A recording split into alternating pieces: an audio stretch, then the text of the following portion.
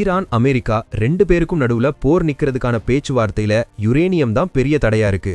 America என்ன சொல்லுதுன்னா, Iran தன்கிட்ட இருக்கிற எல்லா யுரேனியத்தையும் ஒப்படைக்கணும், அது மட்டும் இல்லாம இனிமே அணு ஆயுதம் பண்ண மாட்டேன்னு உறுதி கொடுக்கணும்னு கண்டிஷன் போடுறாங்க. அதை ஏத்துக்க முடியாதுன்னு சொல்லிட்டு பாகிஸ்தான் பேச்சுவார்த்தையை விட்டு கிளம்பிடுச்சு. இப்ப அமெரிக்க கடற்படை வேற கண்ட்ரோல் பண்ணிக்கிட்டு இருக்கிறதும் தொந்தரவு பண்ணுது.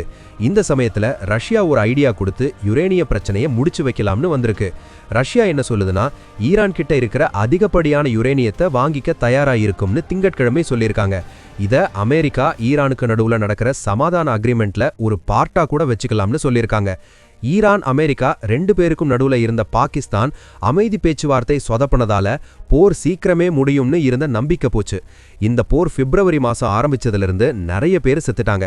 அது மட்டும் இல்லாம உலகத்துல இருக்கிற எக்கானமி எல்லாம் ரொம்ப அடி வாங்கிடுச்சு. ரஷ்யா கிட்ட தான் உலகத்திலேயே நிறைய வெடிகுண்டு இருக்கு.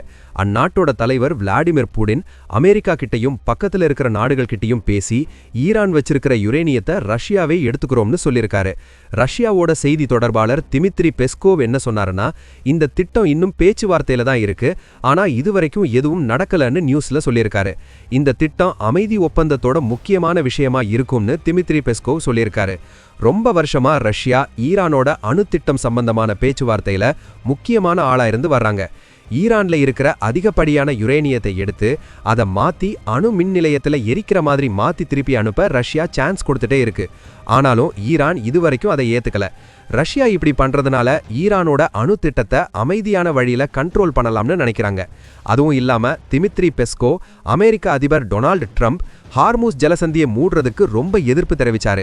ஹார்மூஸ் ஜலசந்தி உலகத்துல எண்ணெய் விற்கிற ரொம்ப முக்கியமான பாதை. இதை மூடினா உலக மார்க்கெட்ல ரொம்ப பிரச்சனை வரும்னு சொன்னாரு. இந்த ஹார்மூஸ் பாதையை மூடுனதுனால ஏற்கனவே உலகத்துல இருக்கிற எக்கானமி ரொம்ப குழப்பத்துல இருக்கிற இந்த நேரத்துல ரஷ்யா எதிர்த்தது முக்கியமா பார்க்கப்படுது. ஈரான் அமெரிக்காவுக்கு உள்ள போர் ரொம்ப நாளா ஓடிக்கிட்டு இருக்கிறதுனால உலகத்துல இருக்கிற பொருளாதாரம் ரொம்ப கஷ்டப்படுது.